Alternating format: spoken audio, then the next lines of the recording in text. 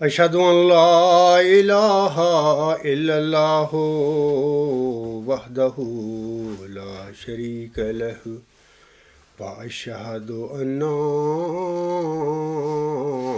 محمدا عبده ورسوله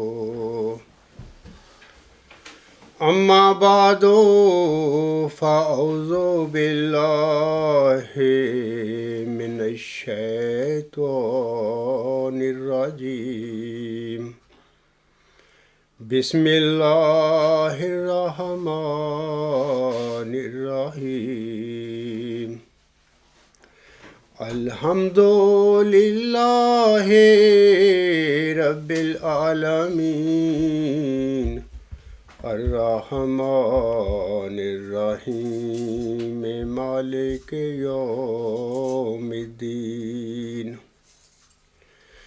إياك نعبد وإياك نستعين اهدنا الصراط المستقيم صراط الذين أنعمت عليهم صراط الذين أنعمت عليهم غير المغضوب عليهم ولا الضالين هو الذي أرسل رسوله بالهدى ودين الحق ليظهره على الدين كله ولو كره المشركون۔ یہ سورۃ صف کی آیت نمبر 10 ہے۔ اس میں اللہ تعالیٰ فرماتا ہے، وہی ہے جس نے اپنے رسول کو ہدایت اور دین حق کے ساتھ بھیجا تاکہ وہ اسے تمام دینوں پر کلیتاً غالب کر دے، خواہ مشرک اسے ناپسند ہی فرمائیں۔ سامعین کرام، خالد واسطی نے خاکسار اور میرے ساتھیوں کے متعلق یہ جو اتہام باندھا تھا کہ ہماری تحریروں میں ابہام، کنفیوژن اور عدم کلیئرٹی ہے، میں نے گزشتہ خطبہ جمعہ میں معترض کے اس اعتراض کا جواب دیتے ہوئے معترض اور سامعین کو بتایا تھا کہ یہ کرتوت یعنی یہ صفات حسنہ قادیانی خلیفوں اور مولویوں کی ہیں۔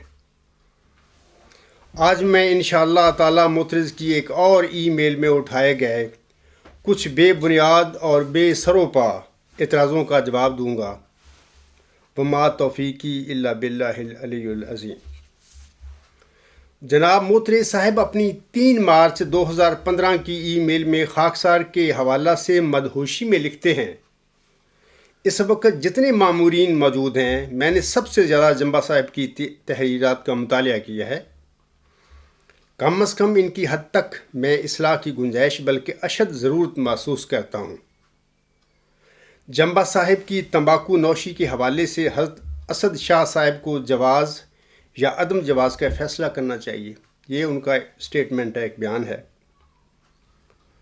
تو سامعین کرام، میں معترض کے اس بیان کے سلسلے میں جواباً گزارش کرتا ہوں کہ تمباکو نوشی کے سلسلے میں خاکسار پر جو اعتراض کیا جاتا ہے، میں نے مورخہ 9 جنوری 2015 کے اپنے خطبہ جمعہ میں اس اعتراض کا مفصل اور مسکت جواب دیا ہوا ہے، لیکن پتہ نہیں معترض کے سر پر ابھی تک تمباکو نوشی کا بھوت کیوں سوار ہے۔ آگے وہ لکھتے ہیں، آپ کی وساطت سے، آپ کی سے مراد ان کی انگلینڈ کے ایک محترم ڈنگر ڈاکٹر حضرت جناب مبشر سلیم صاحب ہیں۔ آپ کی وساطت سے قارئین کرام کی توجہ ایک سنگین ترین معاملے کی طرف مبذول کرانا چاہتا ہوں، جہاں استغفار اور اصلاح کی فوری ضرورت ہے۔ اس سنگین ترین معاملے کا تعلق جنبہ صاحب کے تصور مقام مسیح موعود علیہ السلام کو سمجھنے کے حوالہ سے ہے۔ جنبہ صاحب کے خطبات سن کر یوں لگتا ہے کہ وہ مسیح موعود علیہ السلام کے نادان دوست ہیں۔ سامعین کرام، میں معترض کے اس اعتراض کے سلسلہ میں عرض کرتا ہوں کہ آپ لوگوں کو یاد رکھنا چاہیے کہ انبیاء کرام انتہائی پاک وجود ہونے کے باوجود بشر ہوتے ہیں۔ وہ عالم الغیب نہیں ہوتے، بلکہ عالم الغیب صرف خدا تعالیٰ کی ذات ہے۔ اللہ تعالیٰ ہر قسم کی غلطیوں سے پاک ہے، جبکہ انبیاء علیہم السلام سے اجتہادی غلطیاں ہو جایا کرتی ہیں۔ تفصیل اس کی آگے میں جا کر بتاؤں گا۔ جہاں تک تصور مقام مسیح موعود علیہ السلام کا تعلق ہے، تو اس ضمن میں آپ لوگوں کو بتاتا ہوں کہ میں حضرت مرزا صاحب السلام کو صرف امتی نبی نہیں خیال کرتا، بلکہ میں یقین اور ایمان رکھتا ہوں، بلکہ بعض لوگوں کو میرے اس تصور مسیح موعود علیہ السلام پر بڑا اعتراض بھی ہے۔ میں کہتا ہوں کہ آن حضرت صلی اللہ علیہ وآلہ وسلم کی غلامی میں حضرت مرزا غلام علیہ السلام نے فنا ہو کر آپ کے وجود، آپ سن کے وجود میں فنا ہو کر آن حضرت صلی اللہ علیہ وآلہ وسلم سے پہلے تمام جتنے بھی قومی انبیاء تھے، علاقائی نبی تھے، خواہ وہ صاحب کتاب نبی تھے، خواہ وہ مستقل نبی تھے، جو بھی وہ تھے، ان سب انبیاء سے یہ امتی نبی حضرت مرزا غلام السلام آن حضرت صلی اللہ علیہ وسلم کی غلامی کی وجہ سے ان سب سے آگے بڑھ گیا، مقام و مرتبہ کے لحاظ سے۔ یہ میرا مقام مسیح موعود کا تصور ہے۔ بعض لوگوں کو مجھ پر یہ اعتراض پڑتا ہے کہ میرا غفار صاحب تو میرا صاحب کو اتنا بڑھا چڑھا کر بیان کرتے ہیں۔ میں بڑھا چڑھا کر نہیں بیان کرتا، میں حقیقت بیان کر رہا ہوں آپ لوگوں کو کہ آگے۔ اچھا، بعض لوگ یہ کیا کرتے ہیں، اعتراض کرتے ہیں کہ میں حضور اسلام کا مقام بڑھا کر بیان کرتا ہوں، اور بعض لوگ یہ جو معترض صاحب میں یہ الزام لگا رہے ہیں کہ میں نعوذ باللہ من ذالک حضور اسلام کے مقام و مرتبہ کو نہیں سمجھ سکا اور ان کا مقام و مرتبہ کم کرتا پھر رہا ہوں۔ میں اس سلسلے میں صرف یہی کہتا ہوں کہ انا للہ و انا الیہ راجعون۔ کسی شاعر کا یہ شعر ہے، یہاں پر وہ بڑا فٹ نظر آتا ہے۔ وہ کہتا ہے کہ زاہد تنگ نظر نے مجھے کافر جانا، اور کافر یہ سمجھتا ہے کہ مسلمان ہوں میں۔ یعنی ایک طرف مجھ پر یہ الزام لگائے جاتے ہیں کہ غفار صاحب تو مرزا غلام السلام کا مقام و مرتبہ بہت بڑھا کر بیان کرتا ہے، اور یہ معترض صاحب اس پر ضد ہیں کہ میں سمجھا ہی نہیں ہوں مقام مسیح موعود السلام کو، اور میں نعوذ باللہ من ذالک ان کے مقام و مرتبہ کو گھٹا کر بیان کرتا ہوں۔ سامعین کو واضح رہے کہ غلام پر فرض ہوتا ہے کہ اپنے نبی مطبوع کے مغلقات دین کا حل کر کے دکھائے۔ اللہ تعالیٰ کسی نبی کی امت یا جماعت میں جب اس کی پیروی اور غلامی میں کسی بندے کو بطور مرسل مبعوث فرماتا ہے، تو ایسے مامور من اللہ کے مفروضہ کاموں میں سے ایک یہ ہوتا ہے کہ وہ اپنے نبی مطبوع کے مغلقات دین کا حل بھی کر کے لوگوں کو دکھائے۔ سامعین کرام کو واضح رہے کہ مغلق عربی لفظ ہے اور اس کی جمع مغلقات ہے۔ اس کے معنی ہیں کہ بند کیا گیا، بند کیا ہوا، مقفل، یا دقیق، مشکل اور دور از فہم بات کو بھی مغلق کہتے ہیں۔ مغلقات دین سے مراد ہے کہ نبی مطبوع کی تعلیم سے متعلقہ باریکیوں کو اس کا کوئی غلام بعد میں مبعوث ہو کر روح القدس کی روشنی میں امت یا جماعت کے آگے کھول کر بتائے اور انہیں حل کر کے دکھائے۔ جیسا کہ حضور الاسلام میرے آقا حضرت بانی جماعت الاسلام مجددین کے حوالہ سے اپنی کتاب آئینہ کمالات اسلام روحانی خزائن جلد 5 صفحات 245 تا 251 پر فرماتے ہیں۔ آپ علیہ السلام فرماتے ہیں، ہر یک نئی صدی جو آتی ہے تو گویا ایک نئی دنیا شروع ہو جاتی ہے۔ اس لیے اسلام کا خدا جو سچا خدا ہے ہر یک نئی دنیا کے لیے نئے نشان دکھلاتا ہے۔ ہر یک صدی کے سر پر، اور خاص کر ایسی صدی کے سر پر جو ایمان اور دیانت سے دور پڑ گئی ہے اور بہت سی تاریکیاں اپنے اندر رکھتی ہے، ایک قائم مقام نبی کا پیدا کر دیتا ہے، جس کے آئینہ فطرت میں نبی کی شکل ظاہر ہوتی ہے۔ اور وہ قائم مقام نبی مطبوع کے کمالات کو اپنے وجود کے توسط سے لوگوں کو دکھلاتا ہے اور تمام مخالفوں کو سچائی اور حقیقت نمائی اور پردہ دری کی روح سے ملزم کرتا ہے۔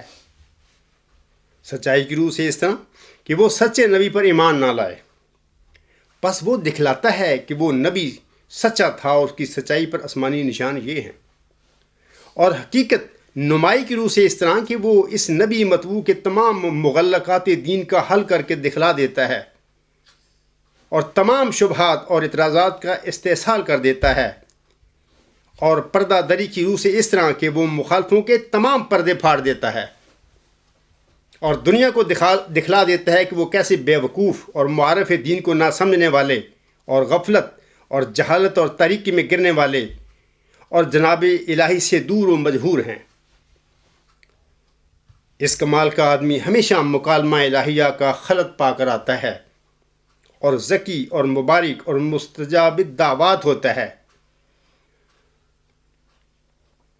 میں اس سلسلے میں آپ لوگوں کو بتاتا ہوں کہ حضور صاحب نے یہ جو بڑا کھول کے بتا دیا ہے، وہی کچھ میں آج کل کر رہا ہوں ان کی غلامی میں، لیکن اس پر بھی میرے مخالفوں کو اعتراض ہے، جیسے کہ موتی صاحب اعتراض کرتے پھر رہے ہیں۔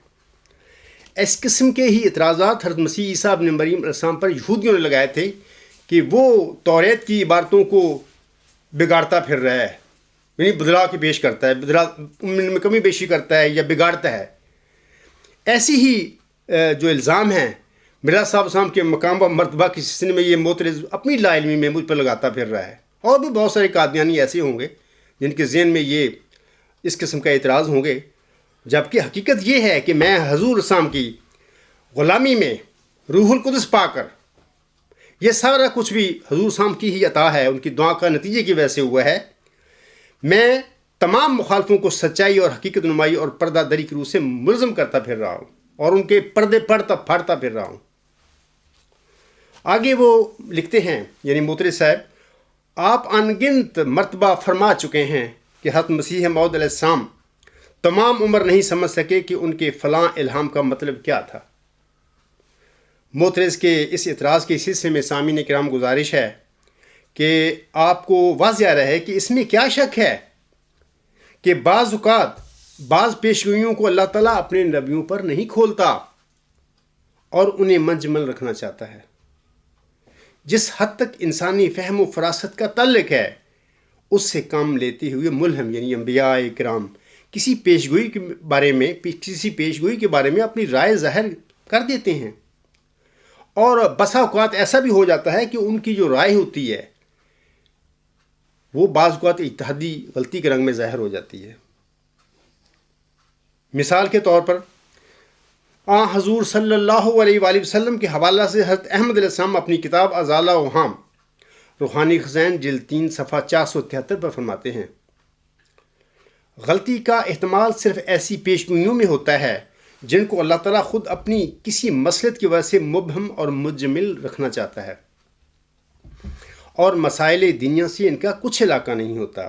یہ ایک نہایت دقیق راز ہے جس کے یاد رکھنے سے معرفت صحیحہ مرتبہ نبوت کی حاصل ہوتی ہے، اور اسی بنا پر ہم کہہ سکتے ہیں کہ اگر حضرت صلی اللہ علیہ وآلہ وسلم پر ابن مریم اور دجال کی حقیقت کاملہ بوجہ ناموجود ہونے کسی نمونہ کے منہ بمو منکشف نہ ہوئی ہو، اور نہ دجال کے 70 باغ کے گدھے کی اصل کیفیت کھلی ہو، اور نہ یاجوج مجوج کی عمیق تہ تک وحی الہی نے اطلاع دی ہو، اور نہ دعوت الارض کی ماہیت کماہی ہی ظاہر فرمائی گئی، اور صرف امثلہ قریبہ اور سور متشابہہ اور امور متشکلہ کی طرز بیان میں جہاں تک غیب محض کی تفہیم بذریعہ انسانی کواکب ممکن ہے اجمالی طور پر سمجھا گیا ہو تو کچھ تعجب کی بات نہیں، اور ایسے امور میں اگر وقت ظہور کچھ جزئیات غیر معلومہ ظاہر ہو جائیں تو شان نبوت پر کچھ جائے حرف نہیں۔ دوسری بات یاد رکھیں کہ 20 فروری 1886 کی الہامی پیشگوئی میں بشارت دیے گئے ذکی غلام یعنی مسلم موعود کو آپ علیہ السلام اپنا صلبی لڑکا سمجھ کر ساری زندگی اسے اپنی اولاد میں ڈھونڈتے رہے۔ اب سوال یہ ہے کہ کیا یہ غلط جب میں کہتا ہوں کہ وہ ڈھونڈتے رہے اور سمجھتے رہے کہ یہ سربی لڑکا میرا ہوگا؟ ہرگز یہ بات غلط نہیں ہے، نہ کوئی اعتراض کی بات ہے، حقیقت ہے۔ تیسری بات یاد رکھیں کہ 20 فروری 1886 کی الہامی پیشگوئی کے حوالہ سے اجڑے ہوئے گھر سے کیا مراد تھی؟ میرے آقا حضرت بانی جماعت علیہ السلام کو اس کی بھی تفہیم نہ ہوئی، اور آپ علیہ السلام اس اجڑے ہوئے گھر سے ساری عمر محمدی بیگم کے والدین کا گھر سمجھتے رہے۔ میں سامعین سے پوچھتا ہوں، کیا یہ غلط ہے؟ ہرگز غلط نہیں ہے، اور اس میں اعتراض والی کیا بات ہے؟ آگے معترض لکھتے ہیں، آپ لاتعداد دفعہ یہ کہہ چکے ہیں فلاں فلاں جگہ حضرت مسیح موعود علیہ السلام نے یہ اجتہادی غلطی کی۔ یہ بھی وہ اعتراض بنا کر بیٹھے ہوئے۔ سامعین کرام، میں جواباً گزارش کرتا ہوں کہ اولاً یاد رکھیں کہ اللہ تعالیٰ ہر قسم کی غلطیوں سے پاک ہے، جبکہ انبیاء کرام علیہم السلام سے اجتہادی غلطیاں ہو جایا کرتی ہیں، اور یہ کوئی بڑی بات نہیں ہے۔ انبیاء کرام علیہم السلام سے اجتہادی غلطیوں کا سرزد ہونا اس لیے بھی ضروری اور لازمی ہوا کرتا ہے تاکہ ان کی وفات کے بعد ان کی امت یا جماعت بانی کو حضرت مسیح عیسیٰ ابن مریم علیہ السلام کی طرح ابن اللہ یا خدائی طاقتیں دے کر نہ بیٹھ جائیں، جیسا کہ اسی ضمن میں بذات خود حضرت امام مہدی و مسیح موعود اپنی کتاب آئینہ کمالات اسلام روحانی خزائن جلد 5 صفحہ 113 تا 116 پر فرماتے ہیں، آن حضرت صلی اللہ علیہ وآلہ وسلم کو نماز میں چند دفعہ سہو واقعہ ہوا تا اس سے دین کے مسائل پیدا ہوں، سو اسی طرح بعض اوقات اجتہادی غلطی ہوئی تا اس سے بھی تکمیل دین ہو، اور بعض باریک مسائل اس کے ذریعے سے پیدا ہوں، اور وہ صاحب بشریت بھی تمام لوگوں کی طرح صاحب نہ تھا، بلکہ دراصل ہم رنگ وہی تھا، کیونکہ خدا تعالیٰ کی طرف سے ایک خاص تصرف تھا جو نبی کے وجود پر حاوی ہو کر اس کو کبھی ایسی طرف مائل کر دیتا تھا جس میں خدا تعالیٰ کے مصالحے تھے۔ سو ہم اس اجتہادی غلطی کو بھی وحی سے علیحدہ نہیں سمجھتے، کیونکہ وہ ایک معمولی بات نہ تھی، بلکہ خدا تعالیٰ اور اس وقت اپنے نبی کو اپنے قبضہ میں لے کر مصالح عام کے لیے ایک نور کو سہو کی صورت میں یا غلط اجتہاد کے پرائے میں ظاہر کر دیتا تھا، اور پھر ساتھ ہی وہی اپنے جوش میں آ جاتی تھی۔ یہی حال انبیاء علیہم السلام کی اجتہادی غلطی کا ہے کہ روح القدس تو کبھی ان سے علیحدہ نہیں ہوتا، مگر بعض اوقات خدا تعالیٰ بعض مسالے کے لیے انبیاء کے فہم اور ادراک کو اپنے قبضہ میں لے لیتا ہے، تب کوئی قول یا فعل سہو یا غلطی کی شکل پر ان سے صادر ہوتا ہے، اور وہ حکمت الہی جو ارادہ کی گئی ہے ظاہر ہو جاتی ہے۔ محترم صاحب، میری ان باتوں کو یا حضور صاحب کے الفاظ پڑھ رہا ہوں، بغور سننا اور غور کرنا ان پر، پھر اپنے اعتراضوں کی جو حقیقت ہے ان کو دیکھنا کہ ان کی کیا ویلیو ہے، کیا حقیقت ہے۔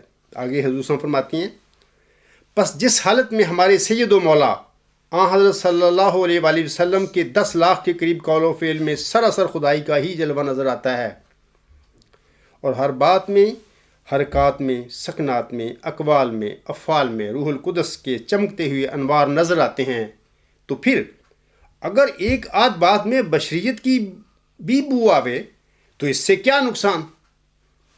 بلکہ ضرور تھا کہ بشریت کے تحقق کے لیے کبھی کبھی ایسا بھی ہوتا تا لوگ شرک کی بلا میں مبتلا نہ ہو جائیں۔ یہ وہی ہے جو میں نے ابھی شروع میں بات کی ہے کہ یہ ضروری اس لیے بھی ہے اجتہادی غلطیوں کا واقعہ ہونا، تاکہ نبیوں کی امتیں یا جماعتیں بعد میں ان کو خدا کا بیٹا نہ بنا کے بیٹھ جائیں یا خدا نما نہ بنا کے بیٹھ جائیں۔ ثانیاً حضور سام تریاق القلوب روحانی خزائن جلد 15 صفحہ 154 پر فرماتے ہیں، ہم اپنی اجتہادی باتوں کو خطا سے معصوم نہیں سمجھتے۔ جب خود حضور صاحب اقرار فرما رہے ہیں تو یہ محترم صاحب کو کہاں سے یہ اعتراض آ گیا کہ جی جمبا صاحب کہتا پھرتا ہے کہ یہ اجتہادی غلطی؟ خود مولم کہتا ہے ہم اپنی اجتہادی باتوں کو خطا سے معصوم نہیں سمجھتے، کہ وہ کہتے ہیں کہ میں بھی اجتہادی غلطیاں کر سکتا ہوں وغیرہ وغیرہ۔ ثالثاً حضرت امام مہدی و مسیح موعود فرماتے ہیں، یہ سننے والی بات ہے، انبیاء اور ملہمین صرف وحی کی سچائی کے ذمہ دار ہوتے ہیں، اپنے اجتہاد کے کذب اور خلاف واقعہ نکلنے سے وہ ماخذ نہیں ہو سکتے، کیونکہ وہ ان کی اپنی رائے ہے، نہ خدا کا کلام۔ اعجاز احمدی، روحانی خزائن، جلد 19 صفحہ 115 پر حضور صلی اللہ علیہ وسلم کے یہ الفاظ ہیں۔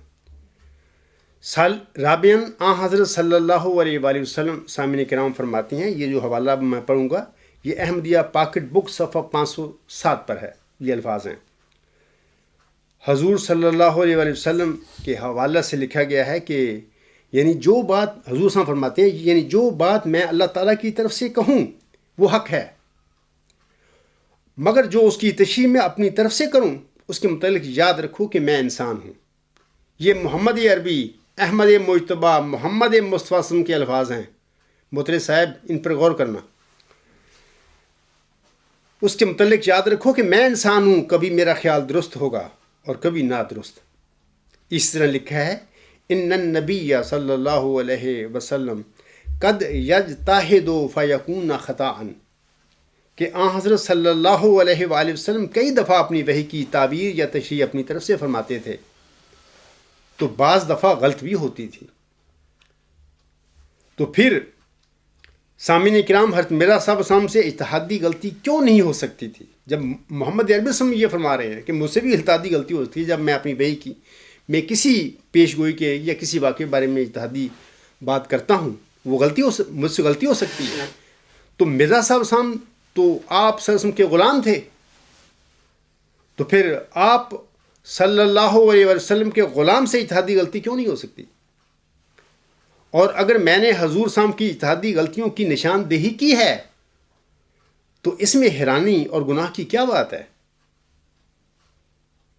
آپ علیہ السلام بشر تھے، خدا نہیں تھے۔ یہی غلام کے کام ہوتے ہیں، جیسے کہ حضور صاحب نے فرمایا ہے کہ وہ مغلقات دین کا حل کر کے دکھلاتا ہے لوگوں کے آگے، وہی میں کام کر رہا ہوں، اور ان میرے کاموں پر بھی معترض کو اعتراض اور الزام وہ لگاتا پھر رہا ہے، اس کو اعتراض نظر آ رہے ہیں وغیرہ وغیرہ۔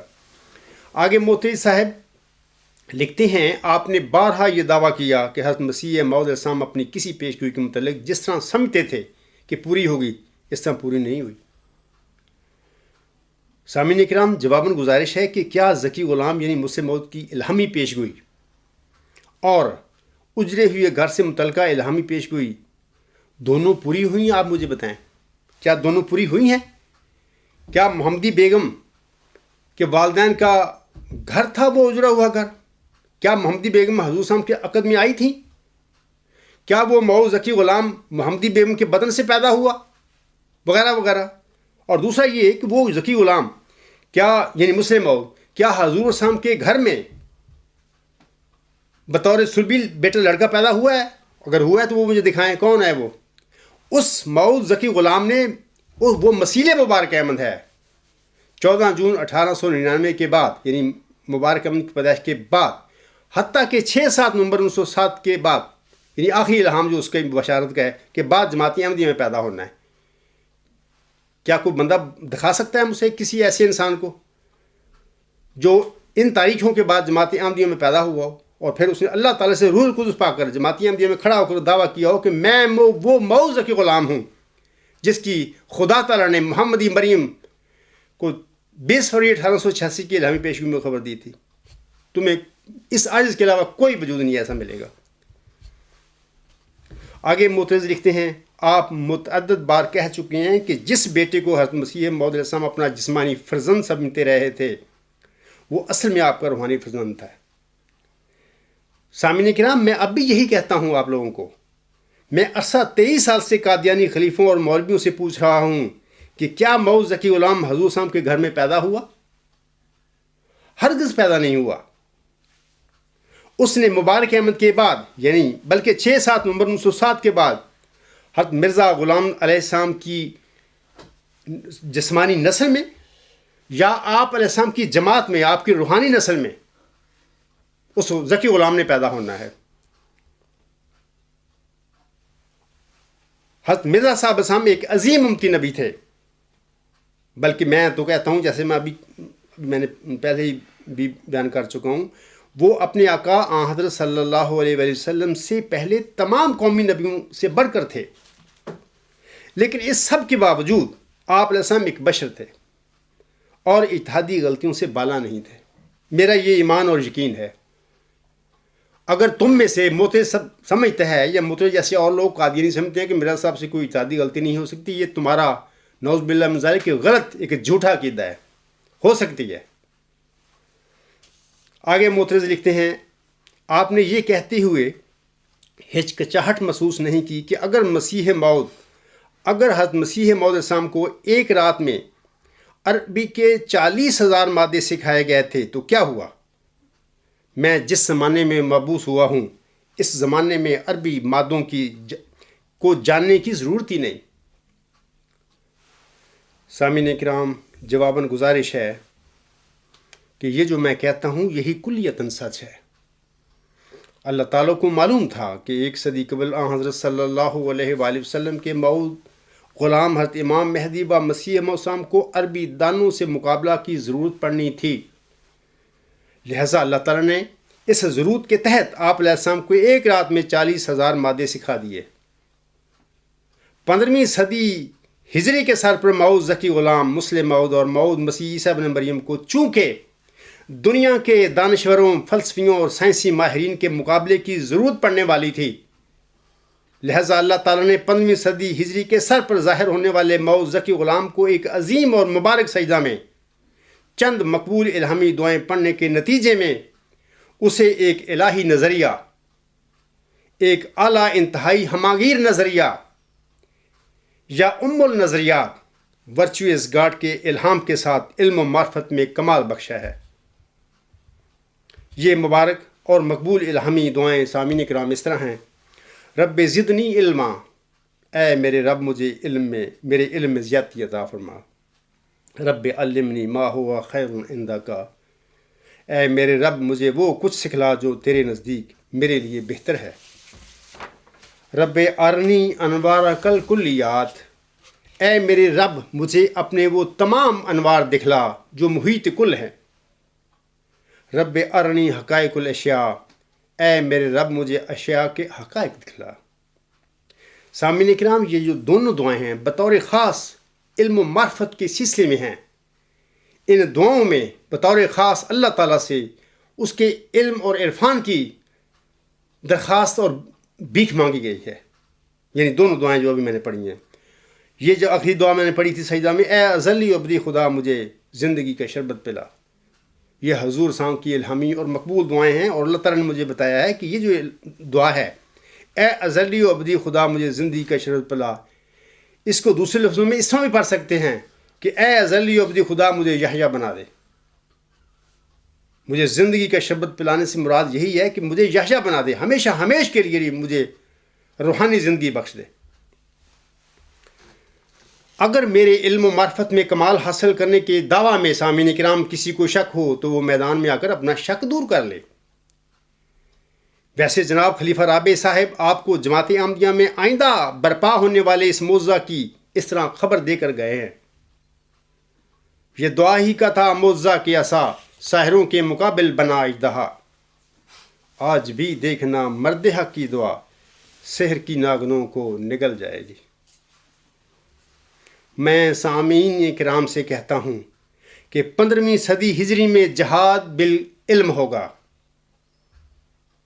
یعنی غلبہ اسلام کے لیے انشاءاللہ تعالی علمی کھڑاک ہوں گے۔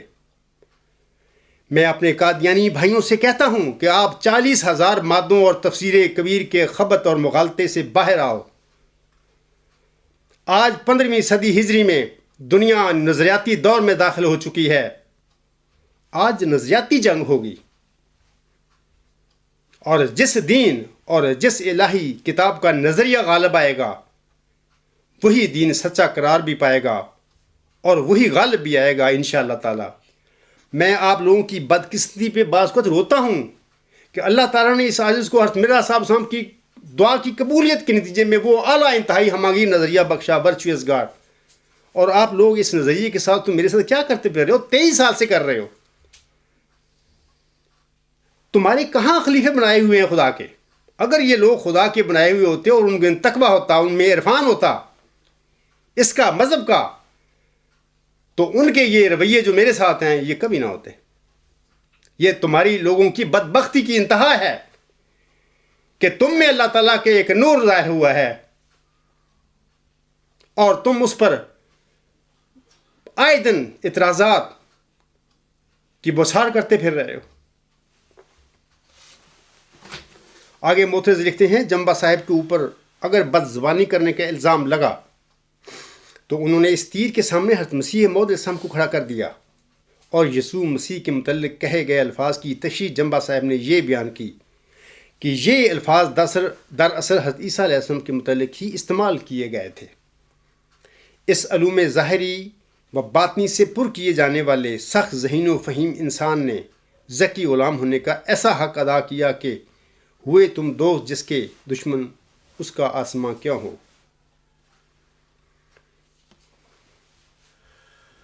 معترض کے اس بے بنیاد اعتراض کے جواب میں گزارش ہے کہ اولاً سامعین کرام، جس طرح 1914 میں تم میں سے بعض دنیا دار اور خوش آمدی صحابیوں نے ایک ایسے شخص کو المسلح الموعود بنا دیا جو کہ پیشگوئی مسلح موعود کے دائرہ بشارت ہی میں نہیں آتے تھے، یہ دراصل مکمکا یعنی کمپرومائز تھا صحابیوں اور مرزا بشیر الدین محمود احمد کے درمیان۔ میں نے آج کل یوٹیوب پہ ایک انٹرویو ہے عبدالحفیظ پیرزادہ صاحب کا، وہ بھٹو صاحب کے زمانے میں اب وزیر تعلیم اور وزیر قانون دونوں رہے تھے۔ ان سے سوال کیا گیا کہ اگر بھٹو صاحب سیکولر تھے تو آپ لوگوں نے 1974 میں قادیانیوں کو، احمدیوں کو غیر مسلم کیوں قرار دیا؟ وہ آپ اس کا انٹرویو سنیں عبدالحفیظ پیرزادہ صاحب کا۔ پہلی بات وہ یہ کہتا ہے کہ اس ضمن میں جماعت احمدیہ کے اس وقت کے خلیفہ جو تھے مرزا ناصر احمد، انہوں نے پرووک کیا، یہ اس کے لفظ ہے، پرووک کیا، اشتعال دلایا اسمبلی میں لوگوں کو، یہ ان کو غیر مسلم قرار دینے کی وجہ تو بنی۔ دوسرا انہوں نے یہ کہا کہ یہ بھٹو صاحب کا مولویوں کے ساتھ ایک مکمکا تھا، یعنی کمپرومائز تھا۔ میں آپ لوگوں کو بتاتا ہوں 1914 میں جو صحابی مرزا بشیر الدین محمود احمد کو مسلم موعود قرار دیتے پھر رہے تھے، ان کو الہام نہیں ہوا تھا، یہ سارا مکمکا تھا اور کمپرومائز تھا مرزا بشیر الدین محمود احمد کے ساتھ اپنی دنیاوی خواہشوں کو پورا کرنے کے لیے۔ اسی طرح سامعین کرام، پولوس نے اولاً حضرت مسیح عیسیٰ ابن مریم کی وفات کے بعد دمشق میں ایک جھوٹی خواب سنا کر آپ علیہ السلام کو نعوذ باللہ، جس طرح صحابیوں نے مرزا بشیر الدین محمود احمد کو مسلم موعود بنایا، اس طرح اس نے نعوذ باللہ مسیح عیسیٰ ابن مریم کو خدا کا بیٹا بنایا تھا۔ ثانیاً، اور پھر جس طرح جماعت احمدیہ میں یوم مسلم موعود منا کر تمہارے خلیفوں اور مولویوں نے جناب مرزا بشیر الدین محمود احمد صاحب کی مسلم موعودی کو پکا کیا، اسی طرح پولوس کے حضرت مسیح عیسیٰ ابن مریم کے ابن اللہ بنائے جانے کے جھوٹے دعویٰ کے بعد عیسائیوں نے بھی حضرت مسیح کے حوالہ سے یوم ابن اللہ منا کر اس مشرکانہ عقیدہ کو عیسائیوں کے رگ و ریشوں میں اتار کر پکا کر دیا۔ ثالثاً، حضرت مرزا صاحب علیہ السلام نے الہی غیرت میں سخت الفاظ استعمال فرمائے تھے اور یہ سخت الفاظ حضرت مسیح عیسیٰ ابن مریم کو خدائی سے علیحدہ کرنے کے لیے استعمال کیے گئے تھے، اور اسی حوالہ سے عیسائیوں کو آئینہ دکھانے کے لیے عیسائیوں کے خدا کے بارے میں یہ سخت الفاظ استعمال فرمائے گئے تھے میرے آقا کی قلم سے۔ تم سب جو خاکسار کے بارے میں جھوٹ بولتے پھر رہے ہو، میں معترض اور اس کا ساتھی جو ڈنگر ڈاکٹر ہے انگلینڈ کا، میں ان کو بطور خاص کہہ رہا ہوں، تم سب جو خاکسار کے بارے میں جھوٹ بولتے پھر رہے ہو اور دروغ گوئی اور زاز خائی کرتے پھر رہے ہو، اگر تمہارا منہ بند کرنے کے لیے الزامی طور پر میں نے حضرت مرزا صاحب علیہ السلام کے عیسائیوں کے خدا کے بارے میں سخت الفاظ کا جو حوالہ دیا ہے تو میں نے اس میں کیا گناہ کیا ہے؟ اس پر تم کیوں اتنا چیخ رہے ہو؟ کیا عیسائیوں نے حضرت مسیح عیسیٰ ابن مریم علیہ السلام کو نعوذ باللہ خدا کا بیٹا نہیں بنایا ہے؟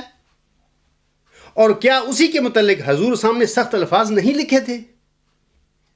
اور کیا مناظروں اور بحث و مباحثوں میں تم بھی اسی قسم کے الزامی جوابات نہیں دیا کرتے؟ رابعاً، مفتی اللہ کے سلسلے میں اللہ تعالیٰ کی سورۃ الحاقہ میں مقرر کردہ قطع وطین کی الہی سزا سے اپنے جھوٹے مسلم موت کو بچانے کے لیے جنگ احد میں حضرت صلی اللہ علیہ وآلہ وسلم کے دندان مبارک کے شہید ہونے کا حوالہ دے دے کر کیا تم حضرت صلی اللہ علیہ وآلہ وسلم کی ذات مبارک پر حملہ نہیں کرتے؟ محترم صاحب، میرے پاس ان سب باتوں کے ثبوت موجود ہیں۔ تمہارے مولویوں نے خود ہم پر کی ذات پر یہ حملے کیے ہوئے ہیں۔ تبھی تنگ آ کر، غیرت میں آ کر، میں اب اس وقت سے لے کر یہ 1907 کی غالباً بات ہے، اس کے بعد سے میری تحریر میں سختی آ گئی، مطلب کہ سختی آ گئی اور تلخ الفاظ میں نے استعمال کرنے شروع کر دیے تمہارے خلیفوں اور تمہارے مولویوں اور تمہارے جھوٹے نظام اور تمہارے جھوٹے مسلم موت کے لیے۔ اس واقعے کے بعد آگے معترض لکھتا ہے کہ اس مامور من اللہ نے خلیفہ رابع سے تحریری وعدہ کیا کہ میرے کشوف و الہامات اور واردات کے بارے میں آپ جو فیصلہ بھی کریں گے اس کی اطاعت ہر حال میں مجھ پر واجب ہوگی۔ جب خلیفہ رابع نے فیصلہ فرما دیا کہ یہ سب کچھ جنبا صاحب کا ذہنی فطور ہے تو صحیح تسلیم خم کر لینے کی بجائے جنبا صاحب بغاوت پر اتر آئے اور اپنے ایک گزشتہ خطبہ جمعہ میں تو نادان دوستی اور عاقبت نااندیشی کی تمام حدود کو ناقابل یقین حد تک عبور کر گئے۔ معترض کے اس ذہنی تطہیر اور جاہلانہ رویہ پر مبنی اعتراض کے سلسلے میں جواباً میں گزارش کرتا ہوں کہ میں آپ کے اس بے بنیاد اعتراض کا مکمل اور شافی جواب گزشتہ سال مورخہ 19 دسمبر 2014 کے اپنے خطبہ جمعہ میں دے چکا ہوں، اور افسوس ہے کہ آپ پر اس بات کا ابھی تک بھوت سوار ہے اور آپ اس کو چھوڑنے کی تیری جا رہے ہیں۔ آپ کے پاس یہی کمال ہے کیونکہ جب میں نے وعدہ کیا تھا، میں آپ لوگوں کو کہتا ہوں کہ اس کی کوئی حقیقت نہیں ہے۔ آگے میں بتاتا ہوں آپ کے اس کی کیا حقیقت ہے۔ آپ کی یہ دلیل پھر رہے ہیں لے کر، اس کی کوئی حقیقت نہیں ہے۔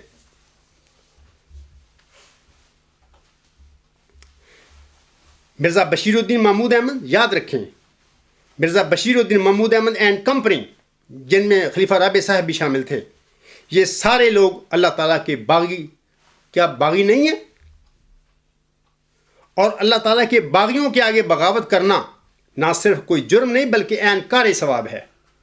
میں معترض سے کہتا ہوں اور میرے پر ذمہ داری ہے، میدان میں آؤ، میں ثابت کر کے دکھاتا ہوں آپ لوگوں کو کہ مرزا بشیر الدین محمود احمد اینڈ کمپنی یہ سارے اللہ تعالیٰ کے باغی لوگ ہیں۔ اگر میں یہ ثابت نہ کروں تو جو چاہیں مجھے سزا دینا۔ تم یہ وہ خلیفہ رابع کے آگے میرا وعدہ لے کے پھر رہے ہو، بس یہ دلیل ہے آپ کے پاس آپ کے مرزا بشیر الدین محمود کے دعوے مسلم موت کے سچا ہونے کی؟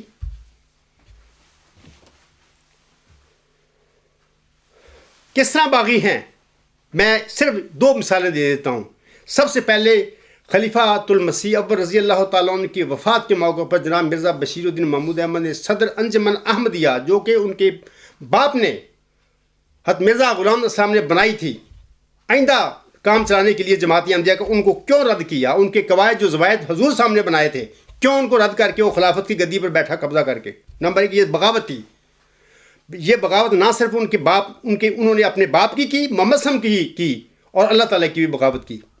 دوسری یہ ہے کہ اللہ تعالیٰ نے جو الہامات مبشر نازل فرمائے حضرت مرزا صاحب علیہ السلام پر، ان پر اللہ تعالیٰ نے یہ فتویٰ دے دیا، کو بتا دیا کہ یہ ذکی غلام، یہ مسلم موت میں آپ کو بطور جسمانی لڑکا نہیں دوں گا، بعد میں آپ کے دوں گا۔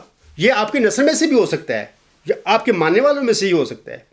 جناب مرزا بشیر الدین محمود احمد صاحب کو اس کا بخوبی علم تھا، اور وہ 1908 میں اپنے رسالہ تشریح الاذان میں اس کا وہ تحریری اس کا لکھ اقرار کر چکے ہیں۔ اس کے باوجود اس شخص نے جب صحابی نے 1914 میں اس کے متعلق المسلم الموت کے نعرے لگانے شروع کر دیے، 1944 میں اس نے ایک جھوٹا دعویٰ کر کے حلفاً پیشگی مسلموں پر قبضہ کیا۔ کیا یہ اللہ تعالیٰ کی فیصلے اور فتوے کے خلاف مرزا بشیر الدین محمود احمد کی بغاوت نہیں ہے؟ اور کیا وہ جو اس کے جانشین ہیں آج تک جو یوم مسلم موت مناتے پھر رہے ہیں ہر سال، کیا یہ سارے باغی لوگ نہیں ہیں اللہ تعالیٰ کے فیصلے اور فتوے کے خلاف جو کام کر رہے ہیں؟ محترم صاحب آگے لکھتے ہیں، حضرت خلیفہ رابع کے تبصرہ پر جب خاکسار نے غور کیا تو یہ علامات جنبا صاحب کی تحریر و تقریر سے پھوٹ پھوٹ کر امڑتی ہوئی نظر آئیں۔ ڈپریشن، ڈیلیوژن، ہیلوسینیشن اور عدم ربط کا واضح اظہار ہو رہا تھا۔ خاکسار نے حضرت خلیفہ رابع کی تشخیص کو درست سمجھتے ہوئے، معترض فرما رہا ہے نا، درست سمجھتے ہوئے خود سے قائم کیے گئے اپنے اسی تاثر کو جب بیان کیا تو انگلینڈ کے مستند ماہر نفسیات ہونے کے ناطے آپ نے اس کی تائید کی اور پیشکش کی، یعنی یہ ڈنگر ڈاکٹر کی بات ہو رہی ہے اس وقت، پیشکش کی کہ اگر جمبا صاحب آمادہ ہوں تو آپ انگلش یا جرمن ماہر نفسیات سے جمبا صاحب کا نفسیاتی معائنہ اپنے خرچ پر کرا دیں گے۔ لیکن جمبا صاحب نے جس طرح حضرت خلیفہ رابع کے فیصلہ کو تسلیم نہ کیا، اسی طرح آپ کی پیشکش سے بھی فائدہ نہ اٹھایا۔ جمبا صاحب احمقوں کی آنکھوں میں دھول جھونکنے کے لیے اپنے 6 فروری 2015 کے خطبہ جمعہ میں تمام تر انسانی و اخلاقی ضابطوں کو پامال کرتے ہوئے اپنے آقا حضرت مسیح موعود السلام کے بارے میں کہتے ہیں، اگر میراق کا ایک مریض امتی نبی مسیح موعود اور امام مہدی اور مجدد آخر ہو سکتا ہے تو پھر میرے جیسا ذیابیطس اور دوران خون کا مریض مئو ذکی غلام مسیح الزمان اور مسلم موعود کیوں نہیں ہو سکتا؟ Video time 47 minute, video time 47 minute تا 52 منٹ انہوں نے لکھا ہے۔ یہ میں ابھی اس کی وہ اعتراض پڑھ کے سنا رہا ہوں آپ لوگوں کو۔ حضرت مسیح آگے وہ کہتے ہیں، حضرت مسیح موعود علیہ السلام کا یہ ذکی غلام جو سخت ذہین و فہیم بھی ہے اور علوم ظاہری و باطنی سے پر کیا گیا ہے اور قیامت تک کے لیے حکمت و دانائی کا امام ہے، درجے بالا کئی الفاظ استعمال کرتے ہوئے بظاہر عرفان محمود برق کی کتاب قادیانیت اسلام اور سائنس کے کٹہرے میں کی ڈھال کے پیچھے چھپنے کی کوشش کر رہا ہے، جیسے کبوتر بلی کو دیکھ کر آنکھیں بند کر لیتا ہے۔ یہ اس کے موتی صاحب کے الفاظ میں نے پڑھی ہیں۔ اب میں اس کے جواب کی طرف آتا ہوں۔ خاکسار معترض کی اس یاوہ گوئی کے جواب میں ایک سچا واقعہ سامعین کو سنانا چاہتا ہے، سنیے۔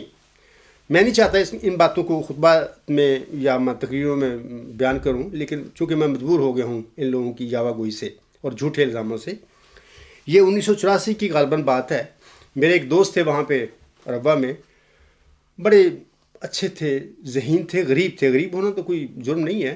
ان کی ایک دکان تھی کریانے کی گول بازار میں، بڑے پیار کرتے تھے مجھ سے بھی۔ میں بھی کبھی کبھی ہفتہ میں 1-2 بار ان کے پاس جاتا تھا ملنے کے لیے، جب میں اپنے کام سے تھوڑا سا تھک جاتا تھا تو ان کے پاس بیٹھتا تھا۔ ایک دفعہ میں ان کے پاس گیا تو ان کے ساتھ ایک پراپرٹی ڈیلر کوئی تھا، احمدی قادیانی ربوہ کا، اس نے اپنا دکان بنائی ہوئی تھی۔ ایک دن میں ان کے پاس گیا تو وہ مجھے ہنس کر، یہ جو میرے دوست تھے وہ ادھر بعد میں جرمنی آئے، جرمنی میں آ کے فوت بھی ہوئے، اللہ تعالیٰ ان کو غریق رحمت فرمائے، میری دعا ہے ان کے لیے۔ تو ایک دفعہ جب میں ان کے پاس گیا تو وہ مسکرا کر مجھے کہتے کہ غفار، یہ جو ساتھ والا ہمسایہ ہے ظاہر پڑھا لکھا تھا، پراپرٹی ڈیلر کا کام کرتا تھا، وہ کہتا ہے مجھے آج بڑا پریشان تھا۔ میں نے پوچھا کہ یار تم پریشان کیوں ہو؟ وہ کہنے لگا کہ یار آپ کو یہ نہیں پتہ ہے گا کہ خلیفہ رابع صاحب کے سنڈے کا کٹا فلاں لوگوں نے ذبح کرا دیا۔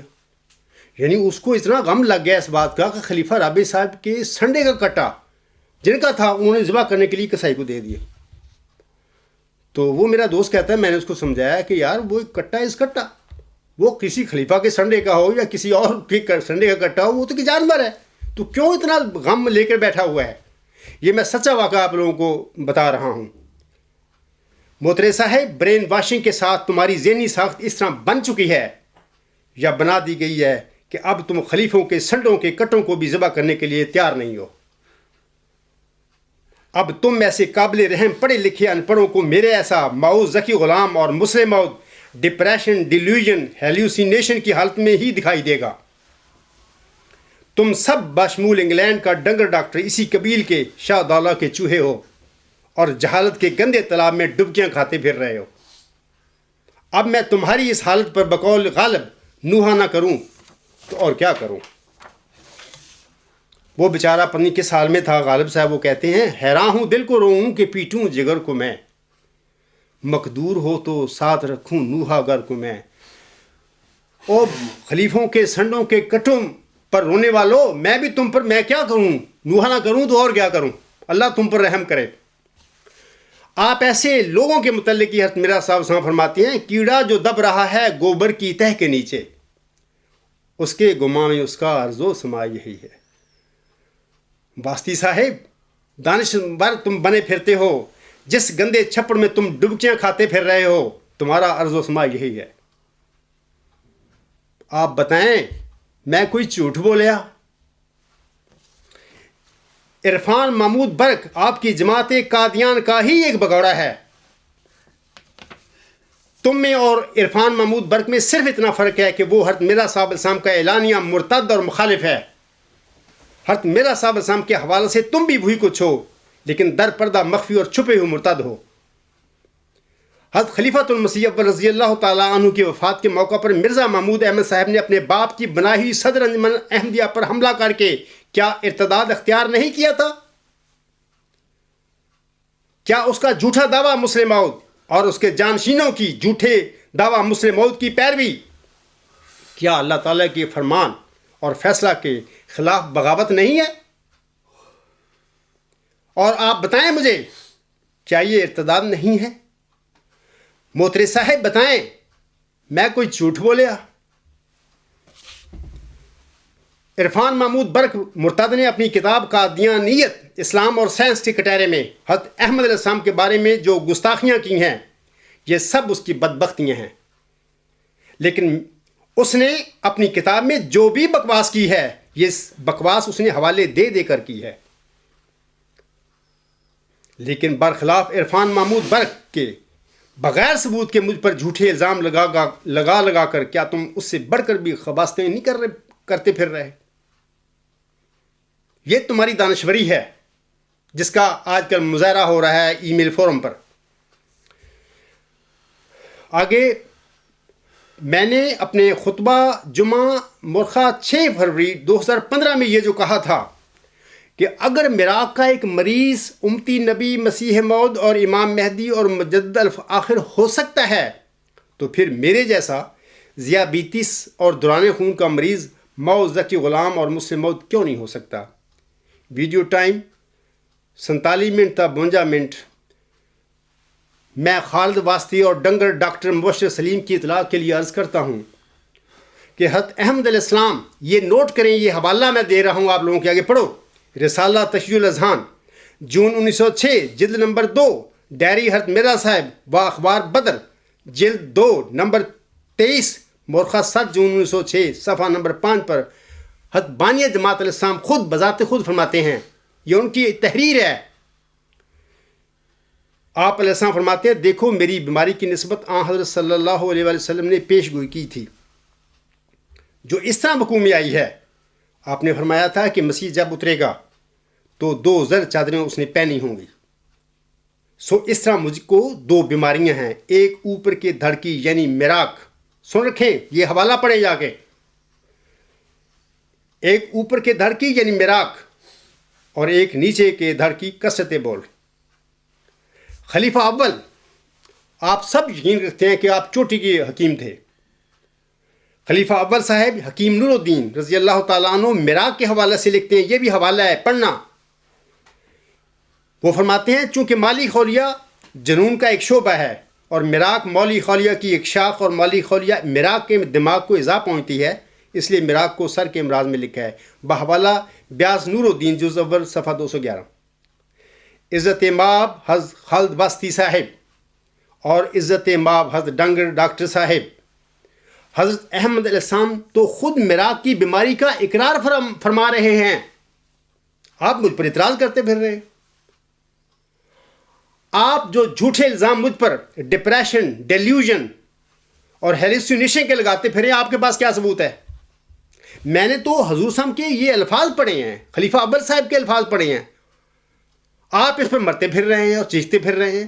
یہ حوالہ ہے، خود حضور صاحب اپنی اس بیماری کا ذکر فرما رہے ہیں، میراق کا۔ لہذا میں آج بھی یہ کہتا ہوں اور یہ سچ ہے کہ اگر میراق کا ایک مریض امتی نبی مسیح موعود اور امام مہدی اور مجدد الآخر ہو سکتا ہے، تو پھر میرے جیسا ذیابیطس اور دوران خون کا مریض موعود ذکی غلام مسیح الزما اور مسلم موعود کیوں نہیں ہو سکتا؟ یقیناً ہو سکتا ہے، ہو چکا ہے، آپ کے آگے کھڑا ہے، لیکن آپ لوگوں کو وہ قبول نہیں ہے۔ آپ کی خلیفوں کی گدنی جاتی ہیں نا، اور آپ کا جو ڈرامے ہیں جماعت احمدیہ قادیان میں جو بنائے ہوئے وہ جاتے ہیں اب، تو اس لیے آپ لوگوں کو میں قبول نہیں ہوں نا خدا کا بنایا ہوا. یہ سب کچھ تم دونوں کروا رہے ہو. میں آپ لوگوں کو کہتا ہوں، واسطی صاحب اور ڈنگر ڈاکٹر صاحب کو مخاطب میں کر کے میں کہہ رہا ہوں، یہ سب کچھ تم دونوں کروا رہے ہو کیونکہ تم دونوں چھپے ہوئے حضرت مرزا صاحب اسلام کے مرتد ہو. اگر تم میں حضرت مرزا صاحب اسلام کی کوئی عزت ہوتی اور اگر تم حضرت مرزا صاحب علیہ السلام کے مومن ہوتے تو تم خاکسار پر بغیر کسی ثبوت کے ڈپریشن، ڈیلیوژن اور ہیلوسینیشن کے جھوٹے الزام کبھی نہ لگاتے.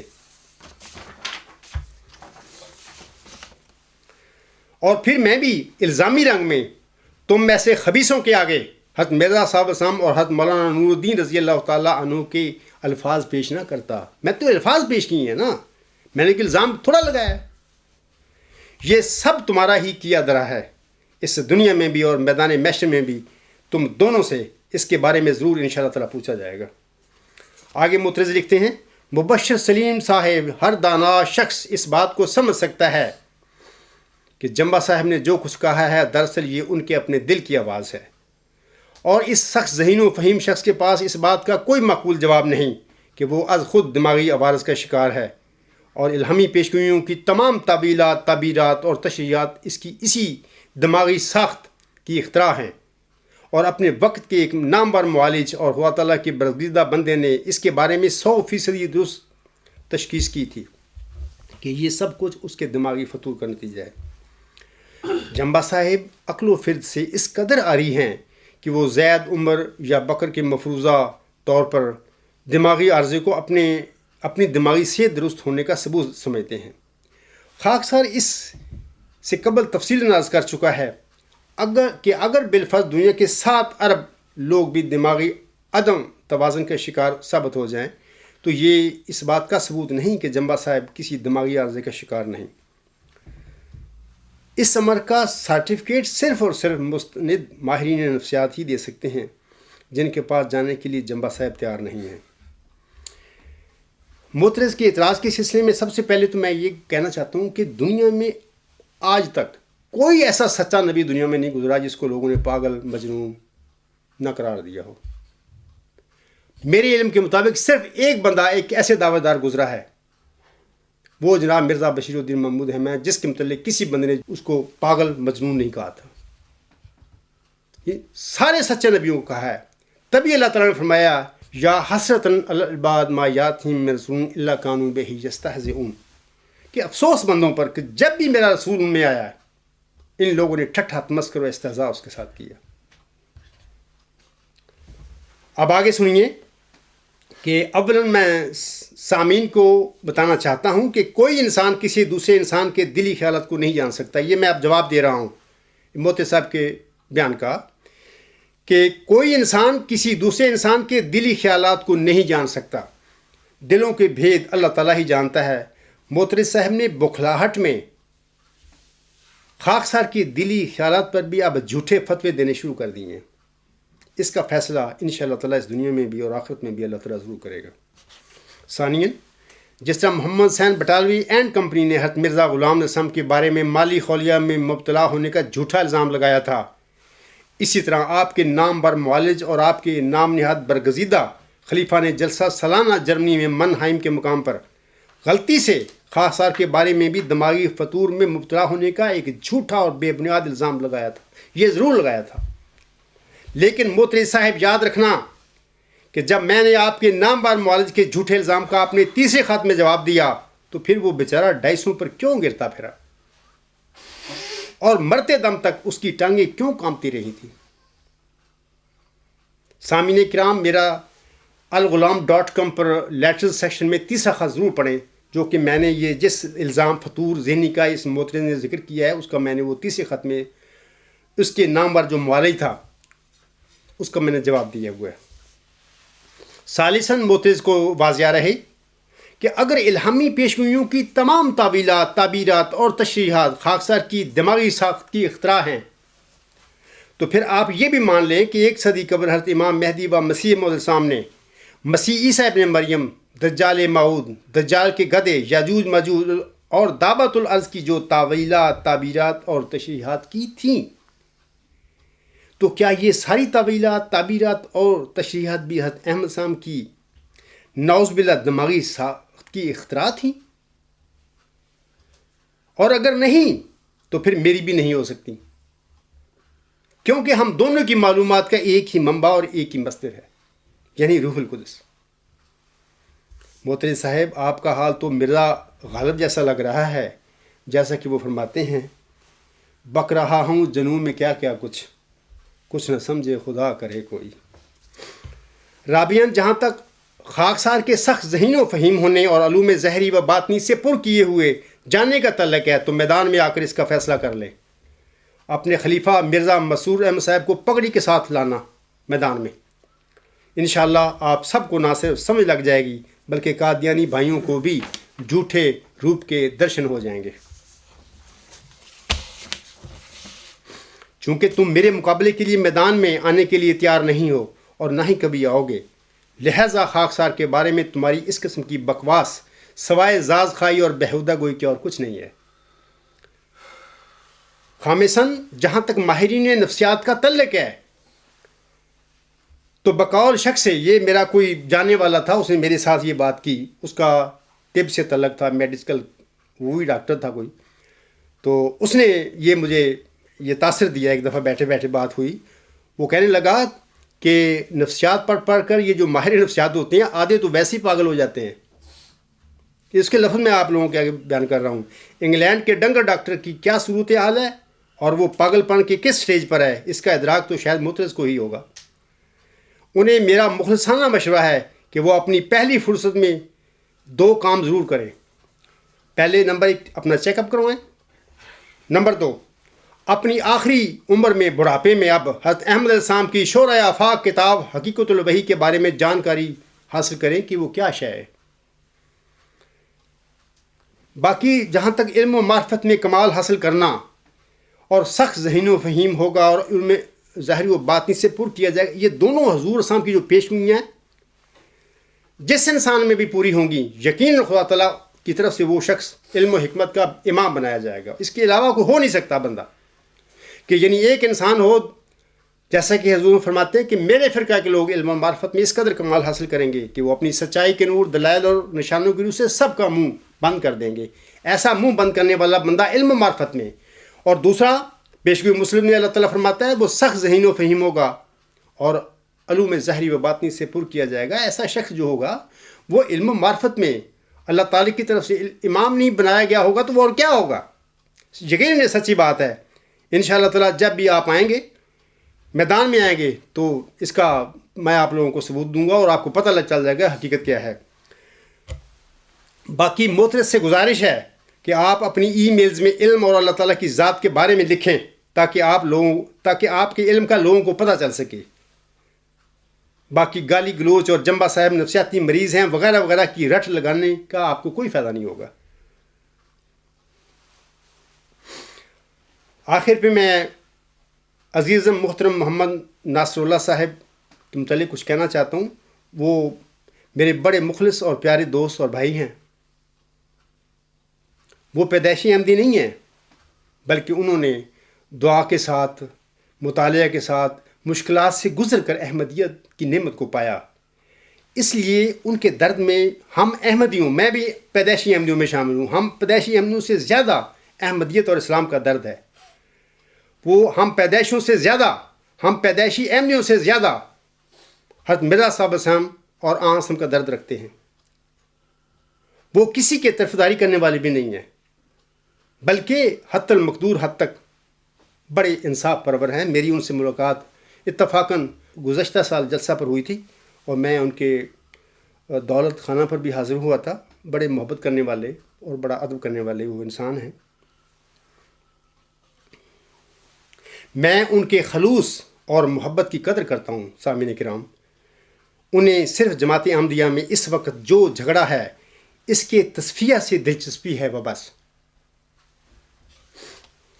عزیزم محترم محمد ناصر اللہ صاحب نے جو ملاقات کی تجویز پیش کی ہے، میں اسے من و ان قبول کرتا ہوں۔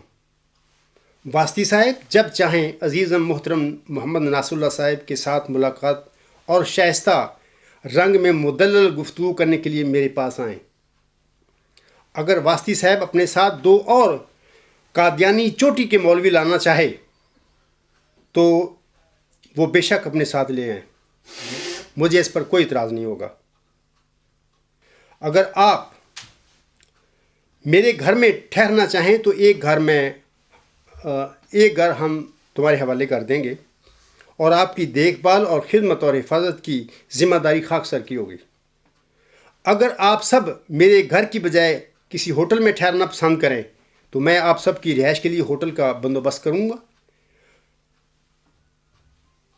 ہماری گفتگو اوپن بھی ہوگی اور ریکارڈ بھی ہوگی۔ اگر واسطی صاحب اس بحث و مباحثہ کو نتیجہ خیز اور فیصلہ کن بنانے کا اور دلائل کو رد نہ کرنے کا مجھے یقین دلائیں تو میں اور میری جماعت آپ سب کے سفری اخراجات پے کرنے کے لیے بھی تیار ہے۔ ثانیاً، اگر واسطی صاحب کو کی لانے میں کوئی عذر ہو تو میں گفتگو کے لیے اپنے خرچ پر لندن آنے کے لیے بھی تیار ہوں۔ وہاں عزیزم محترم محمد ناصر اللہ صاحب بھی ہوں گے۔ وہاں قادیانی جماعت کا ہیڈ کوارٹر ہے اور میری بھی چھوٹی سی ایک جماعت ہے۔ وہاں انشاءاللہ تعالی اگر واسطی صاحب تیار ہو جائیں اس گفتگو کے لیے، دودھ کا دودھ اور پانی کا پانی وہاں پہ ہو جائے گا۔ سامعین کرام، یہ یاد رکھیں بات کو کہ میں جب بھی آپ لوگوں سے گفتگو کروں گا اس یقین کے ساتھ کروں گا کہ میں حق پر سچا ہوں، لیکن اگر دلائل کے دوران یہ ثابت ہو جائے مجھ پر کہ میرے دعویٰ میں کوئی غلطی ہے تو انشاءاللہ تعالی میں اپنے دعوے پر نظر ثانی کرنے کے لیے ہر وقت تیار ہوں۔ مجھے کوئی انا کا مسئلہ نہیں ہے اور آپ لوگوں سے معافی بھی مانگ لوں گا، اس میں کوئی آر کی بات نہیں۔ اللہ تعالیٰ کے لیے انسان ایک غلط بات سے پیچھے ہٹ جانا کو تو اللہ راضی ہو جاتا ہے۔ تو میں آپ لوگوں سے کہوں گا، واسطی صاحب کو بھی کہوں گا اور قادیانی دوسروں کو بھی کہتا ہوں کہ دیکھو، جب بھی ہم آپس میں گفتگو کریں تو آپ بھی اسی جذبے اور رویے کے ساتھ گفتگو کریں کہ اگر خلیفہ ثانی صاحب کا دعویٰ سچا ثابت ہو جائے تو ٹھیک ہے، ہم بھی سب ماننے کے لیے تیار ہیں۔ اگر ان کا دعویٰ بہت غلط ثابت ہو جائے تو آپ بھی اپنے آپ کو ذہنی طور پر تیار کریں، بلکہ یہی رویہ اپنائیں، اسی میں اللہ کی رضا آپ کو ملے گی کہ اس غلط دعوے کو چھوڑ دیں اور سب مل کے اسلام اور احمدیت کی خدمت کے لیے جد و جہد کریں اور دین اسلام کے غلبہ کے لیے کوششیں کریں مل کے، نہ کہ یہ ای میلیں لکھ کے اپنا اور دوسرے لوگوں کا وقت ضائع کرتے پھریں۔ مجھے عزیز محترم محمد ناصر اللہ صاحب کی پیشکش کے سلسلے میں واسطی صاحب کی طرف سے جواب کا انتظار رہے گا۔ سامعین کرام، آخر پہ میں آپ لوگوں کو بتاتا ہوں کہ اللہ تعالیٰ کا ایک قانون ہے کہ ان اللہ لا یغیر ما بقوم حتی یغیروا ما بانفسہم، یعنی اللہ تعالیٰ نے کسی قوم کی بھی حالت اس وقت تک نہیں بدلی جب تک وہ قوم خود اپنی حالت بدلنے کے لیے تیار نہ ہو۔ جیسا کہ علامہ اقبال نے اسی اللہ تعالیٰ کے اس قانون کو اپنے ایک شعر میں سمو دیا ہے۔ وہ کہتے ہیں، خدا نے آج تک اس قوم کی حالت نہیں بدلی، نہ ہو جس کو خیال آپ اپنی حالت بدلنے کا۔ اسی پر میں اپنے خطبہ کا اختتام کرتا ہوں۔ وما علینا الا البلاغ وآخر دعوانا ان الحمد للہ رب العالمین۔